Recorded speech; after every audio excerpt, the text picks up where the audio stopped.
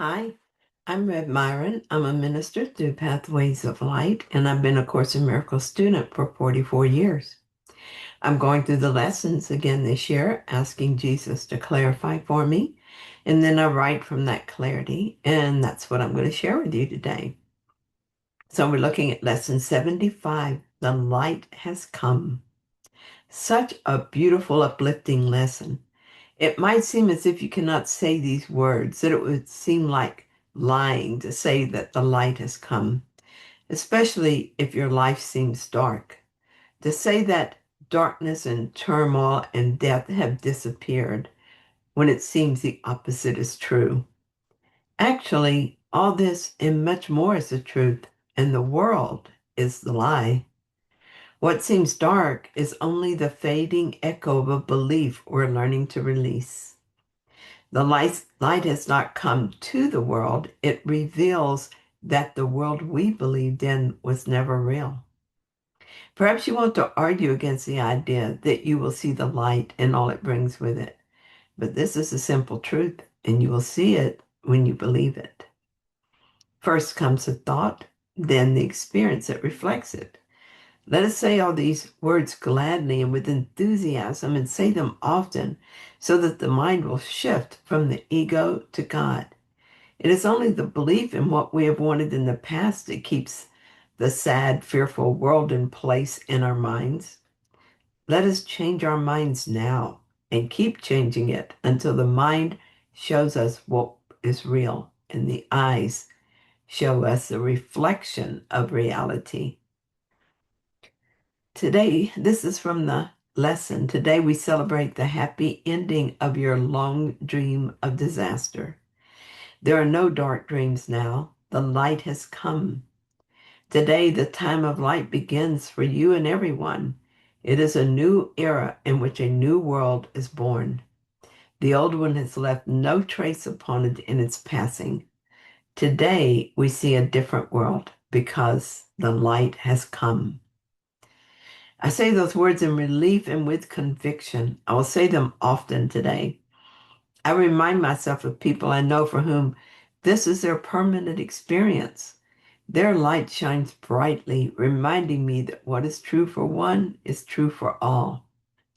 I woke up this morning with an unresolved issue, a dark spot that threatens to spread throughout my mind and darken my day. What a relief it is to discover this bright lesson.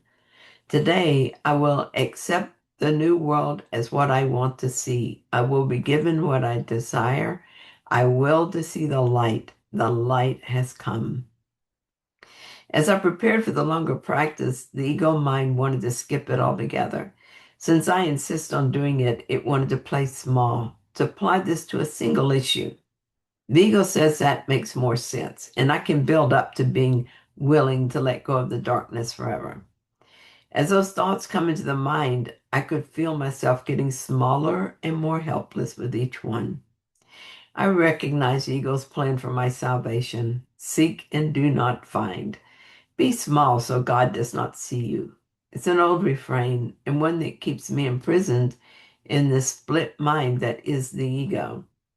Today, I'm not interested. Today, I choose to follow the directions given to me by my brother Jesus. I trust him and believe he has my best interest at heart. The light has come. I have forgiven the world. I will not dwell upon the past today. I will keep a completely open mind, washed of all past ideas and clean of every concept I have made. I have forgiven the world today. I can look upon it now as if I had never seen it before. I do not know yet what it looks like. I merely wait to have it shown to me. While I wait, I will repeat several times slowly and in complete patience, the light has come. I have forgiven the world. Jesus is very encouraging in this lesson. He wants us to know that this will happen for us. We are entitled to this vision because we have forgiven the world. I have looked at what we made of the world with all its darkness, realized it's not the real will of God, and so cannot be my will either. I forgive it and let it go. Oh my, I wonder what I will see in its place, but I will not try to guess. I will let it be shown to me. Jesus assures us that the Holy Spirit never fails to give the gift of sight to the forgiving. He tells us to believe He will not fail us now, and He will be with us as we watch and wait. He will show us what true vision sees. It is His will, and you have joined with Him. Wait patiently for Him. He will be there. I'm encouraged and enter this meditation with anticipation rather than doubt. I don't know what will happen, but I am willing to set aside my problems and come with forgiveness on my heart to find out.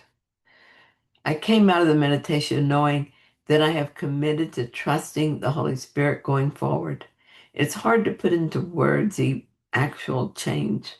There's no bright lights or heavenly trumpets, but there is peace and happiness.